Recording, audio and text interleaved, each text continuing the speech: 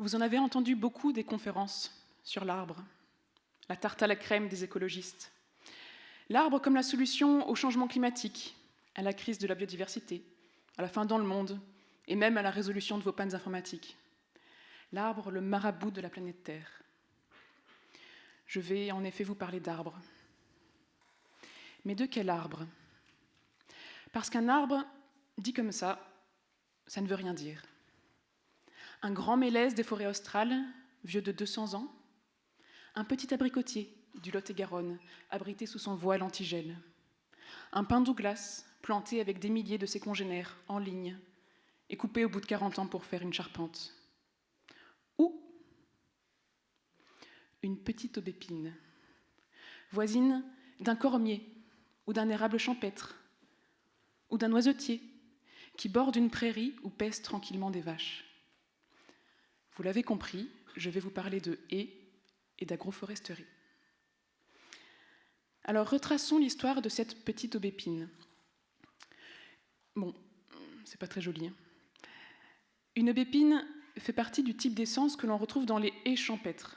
Vous savez, ces haies qui sont composées de plusieurs essences, plus il y en a, mieux c'est, qui bordent les routes de nos campagnes, les parcelles de tournesol ou les prairies.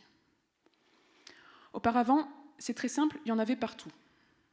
Et lorsque vous vous baladez encore en Normandie ou en Bretagne, vous pouvez apercevoir ce type de paysage, le bocage, comme on dit.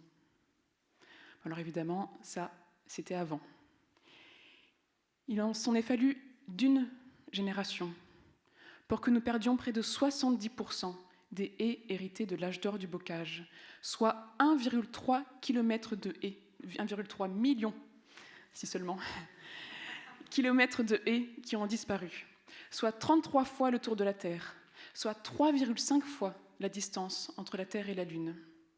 On les a tellement massacrés que certains parlent d'arboricide. Encore aujourd'hui, on pourrait croire que ça va mieux, on est tranquille. Pas du tout. Aujourd'hui, ça s'accélère. Aujourd'hui, nous arrachons encore 23 000 km de haies chaque année. 23 000. Et ce chiffre est en perpétuelle augmentation. Pourquoi? Mécanisation, remembrement, stratégie de la PAC, qui favorise les grandes exploitations plutôt que les petites. Oui, notre petite aubépine a du souci à se faire. Pourtant, si vous saviez à quel point elle est indispensable à un système agricole durable. Au niveau de la gestion en eau, par exemple, une parcelle agroforestière, c'est-à-dire plantée de haies et d'arbres au sein de ces parcelles, permet de diminuer de 30% le besoin en eau et de diminuer de 30% le ruissellement.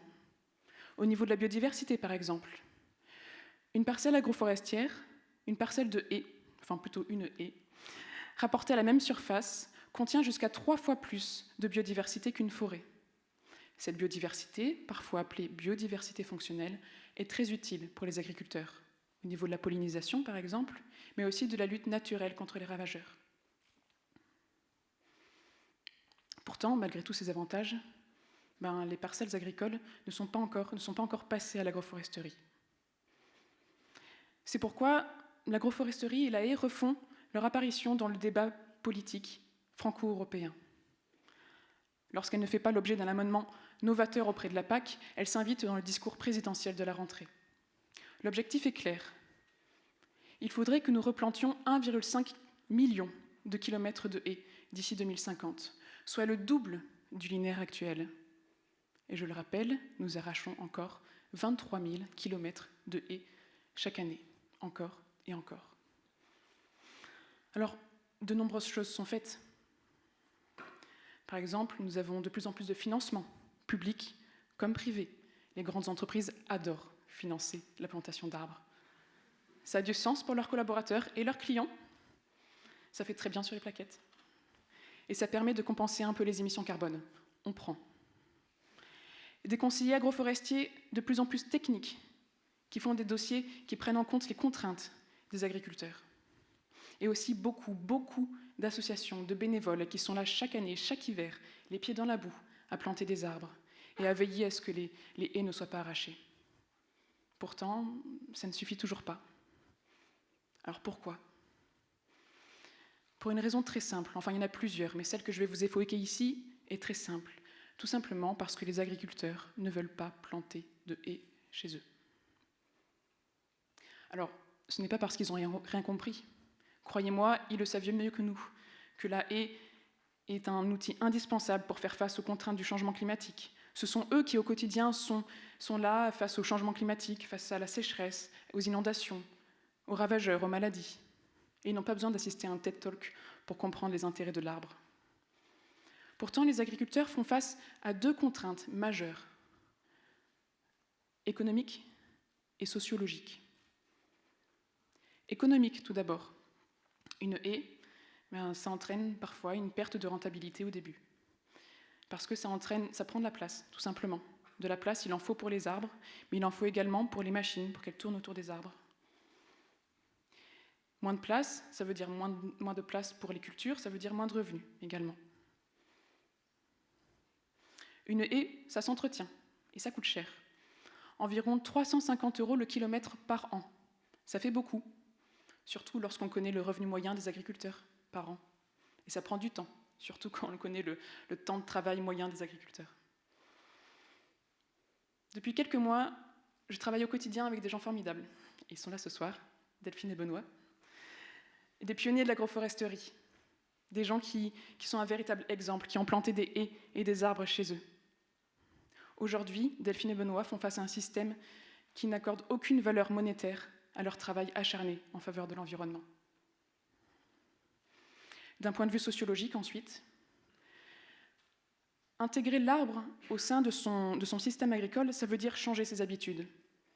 Ça veut dire changer ses habitudes qui sont issues de ses aînés. Ça veut dire aller à l'encontre de cette esthétique du vide qui pousse à associer le rien au propre. Ça veut dire dépasser cette peur de perte de rendement et investir dans un actif qui portera ses fruits dans plusieurs années, alors que la situation est fragile. Ces peurs, elles sont légitimes et il faut les prendre en considération. Oui, l'agriculteur est central et le premier concerné de ces politiques bien pensantes et très à propos d'incitation à la plantation d'arbres. C'est ce que nous essayons de faire avec Planteur. Comment ? En proposant des solutions concrètes, parce que les grands discours ne serviront absolument à rien face à un agriculteur qui a tout perdu cette année à cause du mildiou, l'année précédente à cause de la grêle et l'année d'avant à cause du gel. Ce que nous proposons, c'est de créer des pépinières participatives de plans champêtres qui s'insèrent au sein de tiers-lieux agricoles. Ça veut dire, dans un premier temps, produire des plants de façon agroécologique, en prenant moins de ressources en eau, moins de produits phytosanitaires, moins de plastique. Ces plants sont ensuite distribués à des associations et des structures qui viennent planter chez les agriculteurs. Première brique, relativement simple. Mais le cœur du sujet, c'est que nous proposons une incitation financière auprès des agriculteurs, non pas à la plantation de la haie, mais à l'entretien sur le long terme. Car c'est là que réside l'important. Toutes les incitations actuellement prennent en charge la plantation, mais oublient la haie à l'âge adulte. Alors qu'une haie bien entretenue, c'est un complément de revenus formidable pour les agriculteurs. Bois énergie, bois d'œuvre, fruits, litière animale, fourrage, j'en passe et des meilleurs. L'idée de Planteur est donc d'apporter cette incitation pour qu'une haie soit bien entretenue. Vous vous souvenez de Delphine et Benoît ? Avec tous les arbres qu'ils ont plantés, ils produisent jusqu'à 40 tonnes de fruits par an.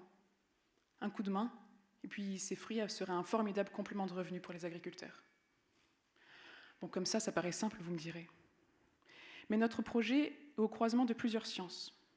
Les sciences agronomiques, les sciences économiques et les sciences sociales.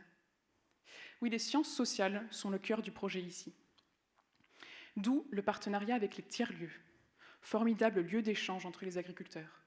Car vous avez beau avoir tous les arguments, rien ne permettra de mieux convaincre un agriculteur qu'un autre agriculteur ayant lui-même franchi le pas. Et ça marche.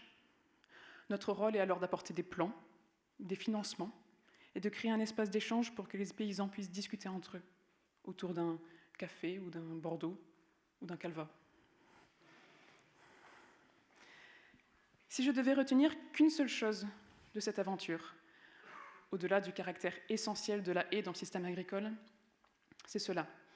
Pour faire de grandes choses, Il faut créer des espaces d'échange entre les gens qui savent,